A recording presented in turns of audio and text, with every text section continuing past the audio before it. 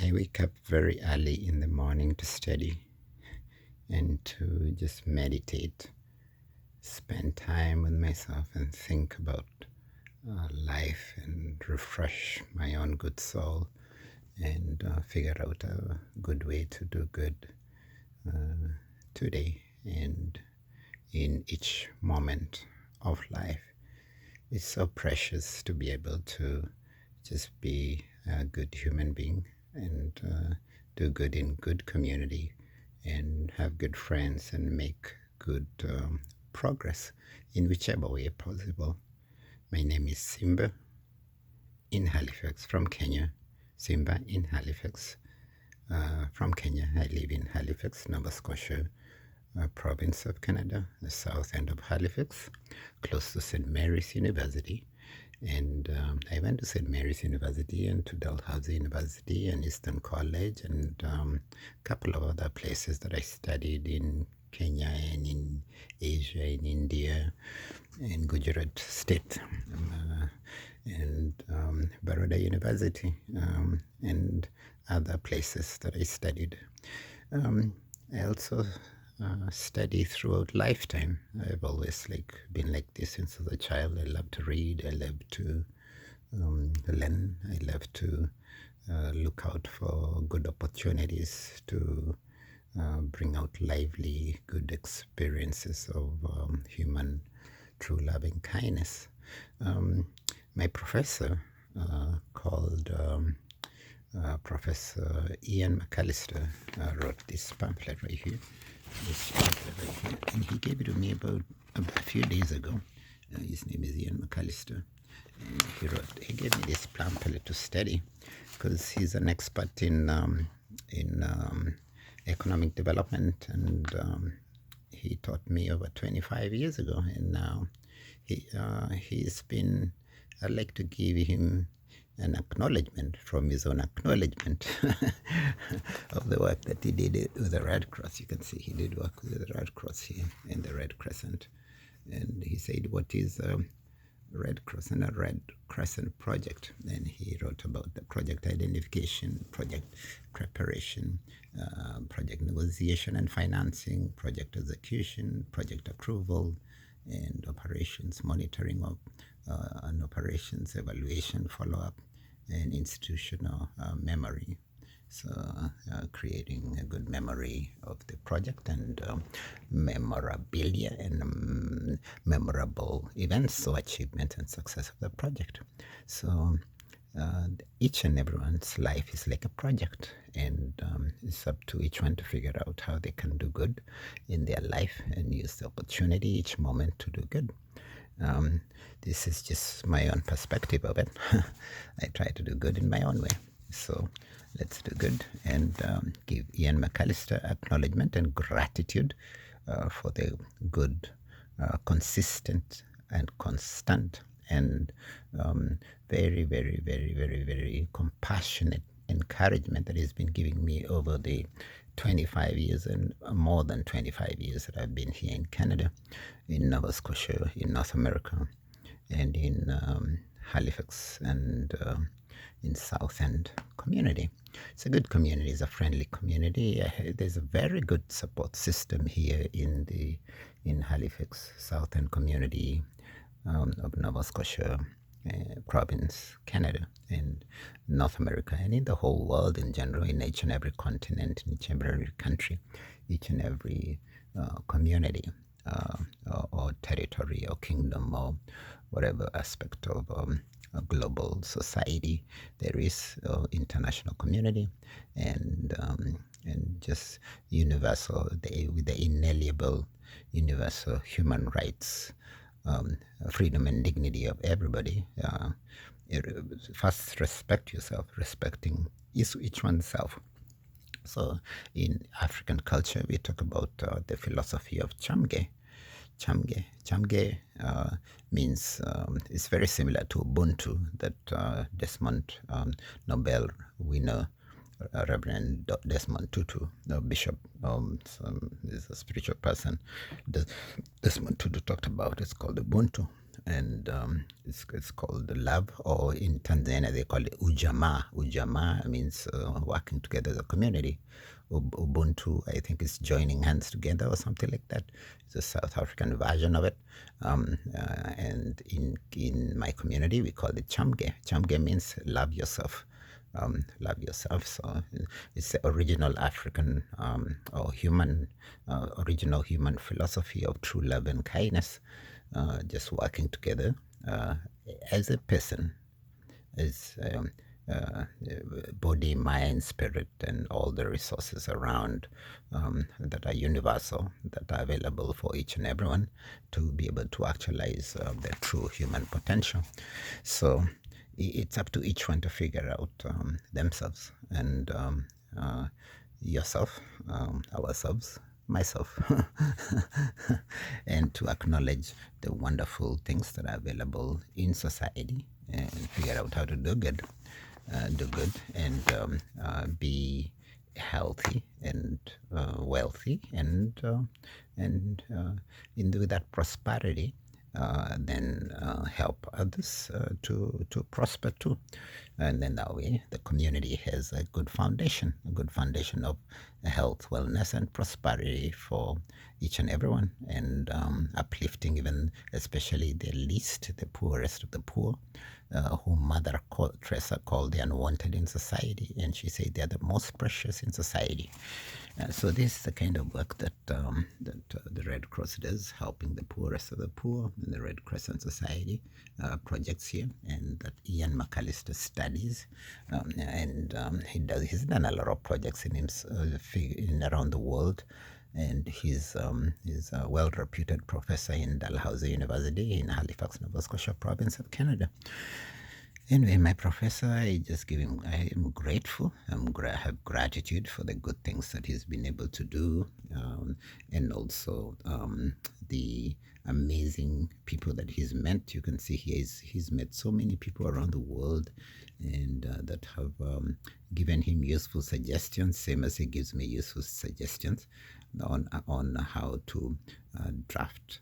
He says on how to draft this small paper, and I appreciate my professor. I appreciate the beautiful, amazing things in Halifax, in Nova Scotia province, and in Canada, and in North America, and in Kenya, where I grew up, in Bomet County, in Konoin Constituency, in Wada, in Kibaraa Village, in Kibaraa Farm Community, and in my mom and dad's family, how they raised me, and how my grandparents raised my parents, and the generations before that, they were able to do good in a place called Kericho County, Bomet Constituency, Kibaraa Village, and the neighboring community around there. And they have probably migrated around from different places. It's said that a long time ago that the community lived somewhere around all the way from Egypt, present-day Egypt, all the way to Sudan and Ethiopia, and right through to Kenya, and around that area. They lived around that area. See, it's called the Great Rift Valley area, and it's along the places where the River Nile runs all the way, and it begins. The main source is around my mom's community in Kenya. Anyways, it's probably the origin of humanity, and probably maybe this is probably why I talk about this original good human values, and that in many places, like in North America and in various other societies, I think especially in North America, a lot of these values are being lost, or being, I don't know what's happening to them, whether they're being broken, or they're being reserved in various ways. I think probably because of various things, probably just a personal interest and greed and corruption, or many other things that are going on here, and probably just racism that's being used to to reserve the potential of society, of families, family values, and of people and individuals. But if you reserve the potential of people and individuals, then the people reserving that potential are the ones that are suffering the most. See, they're causing themselves self-harm and of the corrupt people, and of the greedy. George Orwell called them greedy pigs, and they're piglets. That's what he called them. They didn't say that. George Orwell wrote that in his book Animal Farm. He said that the reason I think human society is like that, especially in kingdoms that are or like empires that are just becoming too greedy and corrupt, then they collapse from within because of immorality and just a lot of what this Shakespeare called fools, Fools, fools. Shakespeare said, when we are born, we cry, for we have arrived on this world, or in this world, a grand stage of fools. That's what he said. And he was referring to the excesses that were happening that time in, I think it was somewhere around Europe, I think, because that's where Shakespeare grew up. And there was just a lot of royal people that were just indulgent in very many things and living a really good life at that time for that standard. And many of the people, the masses and all this were just suffering in poverty, in disease, and they were not ignorant, but they looked like they were, but they were not. The power is with the people, I think, and the power is in community, and the power is in good family and good family values, and many other good things that are there in all good nature, and good personal character, and probably good leadership, and good, especially good self-leadership. One does not have to be a leader out there leading 10 or like 20, 100,000 million billion people, or like owning $1 billion corporation and this and that. You can do that if you want. I'm not saying you don't do it. Go ahead if you want to do that. But I'm just suggesting here, as my professor here talks about useful suggestions. He talks about useful suggestions that he got from so many people. So out of his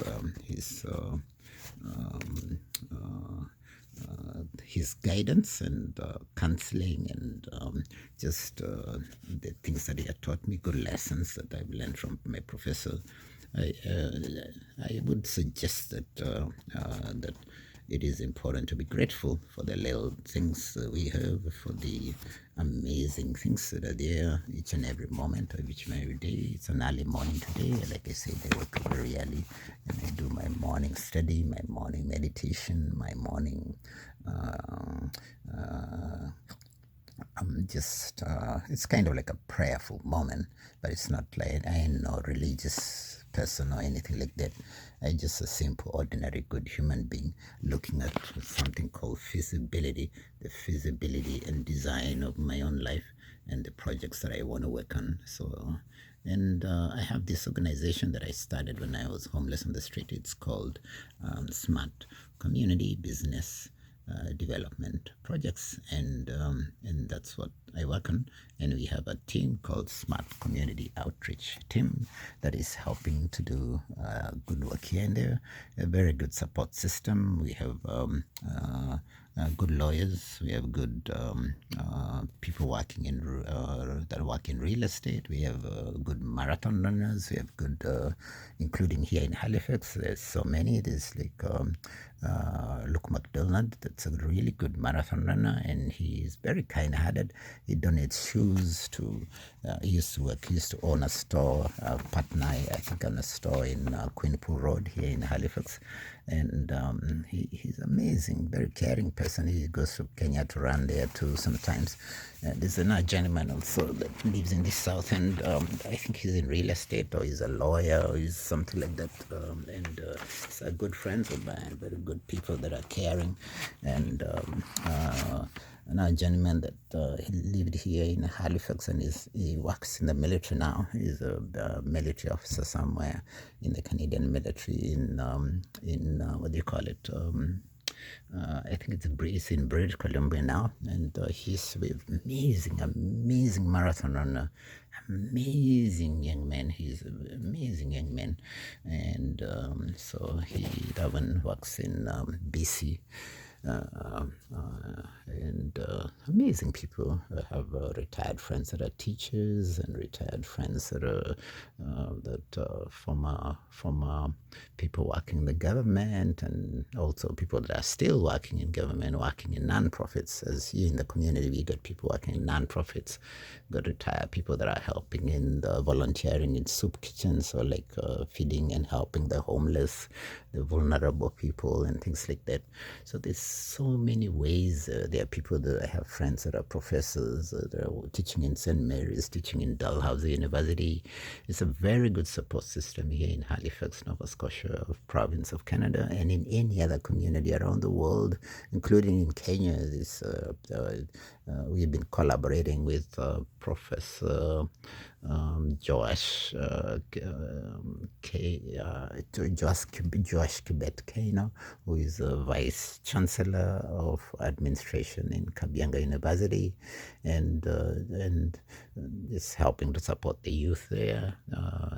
For some reason, Kenya is one of the countries that has the largest number of youth in the whole world,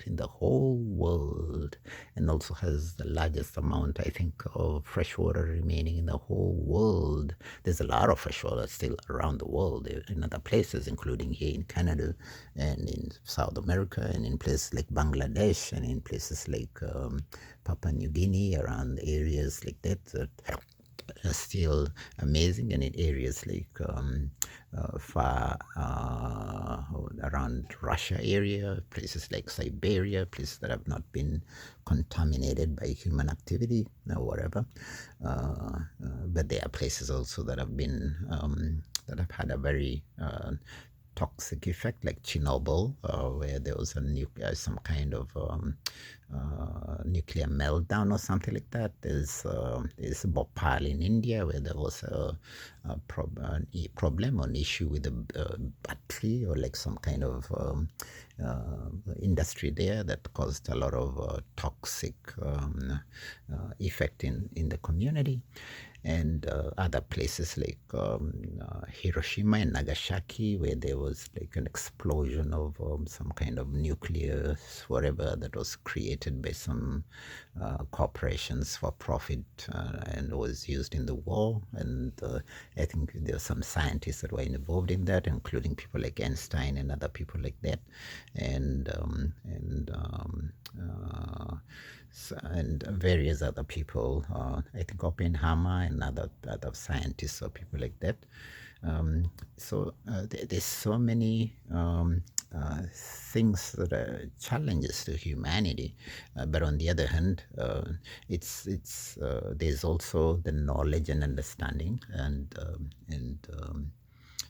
that we can use to figure out how to be wise. And we don't have to be like perfectly wise, or like the smartest person in the world, or the or the most educated, or the most well raised, or the most well dignified, the most free, the most I don't know, righteous of righteous, and the most this and holier than thou. No, no, no, no, no, no, no, no, no, no, no, no, no, no, no. We are all just ordinary human beings, including myself, including each and everyone else, and everyone else can contribute whichever ability of good to do good in the world. Among the people in the world, I'm probably the greatest fool there is ever. The greatest fool there is ever. I live in a very simple room, like a little tiny cave, and I sing just music sometimes. I used to sing on the street. Just sit there. I just sit there and just sing and encourage people every day. I just go wish people a beautiful day every day. for over 20 years. I did that like around Spring Garden and around in Halifax, Nova Scotia, wherever I went around the world, in Canada and in North America, in Africa, in Europe, in Asia, wherever I went around the world. And so it's just everyone is who they are, and the more each one figure out the good that is in them, then or in you, or in us as human beings, or in good nature, or in me as a person, or you as a person, or us as human beings, then we can figure out our great potential, and we can achieve good, true freedom that's within us, within our peace of mind, and also within our body, mind, and spirit, and within all the good things that we do. We don't have to like say, oh, stress out about doing good all the time. Of course, we make mistakes here and there. I make mistakes too. Everyone has their own human failabilities and challenges and all that, so we all have that, and it doesn't have to be like some kind of striving for perfection. No, just relax, be gentle with yourself, and be kind-hearted, love yourself and love others, and love whatever it is that you're doing, enough to do it in a good way. That's it, and probably with a good soul, and have good outcomes from it. Yeah, so anyway, my professor here talks about that. He says, so I appreciate the constant encouragement, which is what I do too. I appreciate constant encouragement that I have from my family, and from the community that raised me, and from the people that have supported me throughout the good times, the times of struggle, and the good times of success in my life, and also in continuing this year going forward. Hopefully in various good ways. And he also mentions enthusiasm, I think, appreciation of enthusiasm. Enthusiasm is really important, because enthusiasm is it's kind of the core design to human elegance, and whatever it is that goes into the essence of excellence in life. So this is our effectiveness and efficiency in life. And he talks about here the design skills, and as well as being grateful for the patient deciphering of my handwriting, of the person that helped him to type the monograph, type this paper. So these are the simple people that support somebody. It could be someone serving food. It could be someone, a waiter. It could be someone cooking in the kitchen. It could be someone cleaning the floor. It could be someone security guard somewhere. It could be like just a simple young person that is a student and trying to figure out themselves, or like I don't know, like an elderly person just stopping by to a senior to give encouragement to a young person, like I do sometimes myself, because like at this stage of life, you just like care about the young people, and care about the people in the middle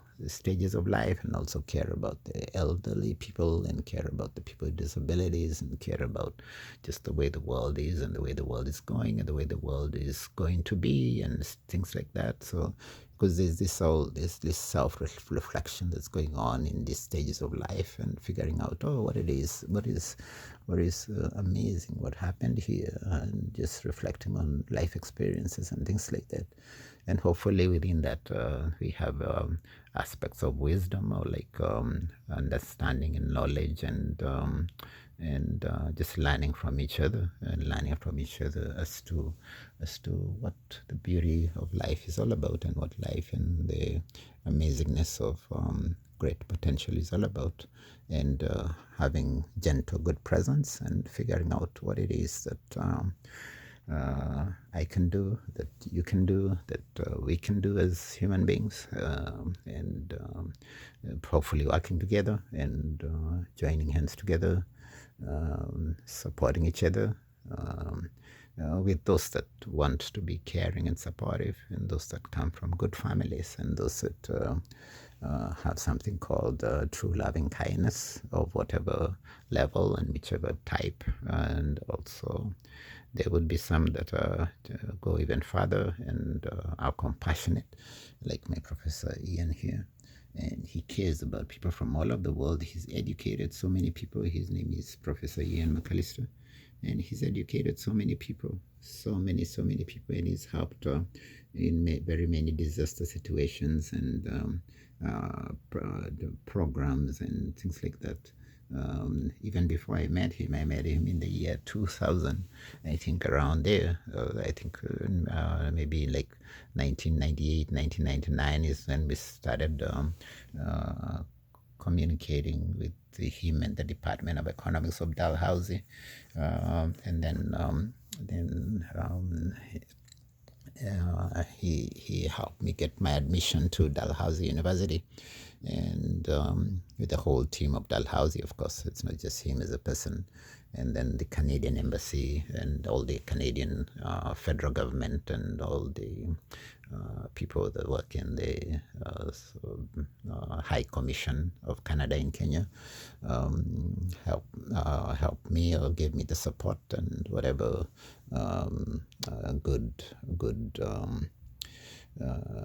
facilitation that was necessary. I went there actually. I'm like, hey, what's going on? They say, I want to go to Canada. I say, oh, okay, what you'd like to go to Canada? I'd like to go study. What do you want to study? I say, oh, I work in a bank and I work in savings bank. I'm helping people that are less fortunate, doing savings and mobilization of savings. So that's what. And it was a Crown Corporation, or like it's called Post Bank, or it was in Nairobi, close to Market somewhere. I think it was called Market Street actually.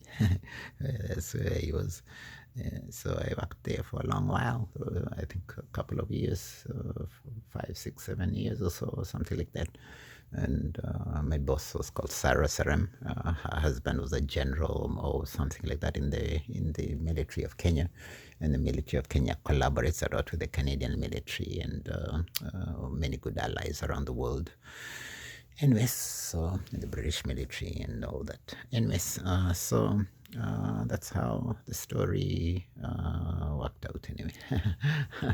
So it's been a beautiful, and it continues to be a beautiful, and will continue to be a beautiful experience and experiences in life in various ways.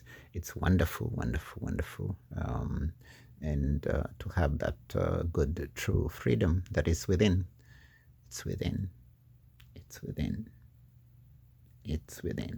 See, sometimes you get in society like people that try and reserve the potential of others somehow. It's because they don't have that true freedom within themselves.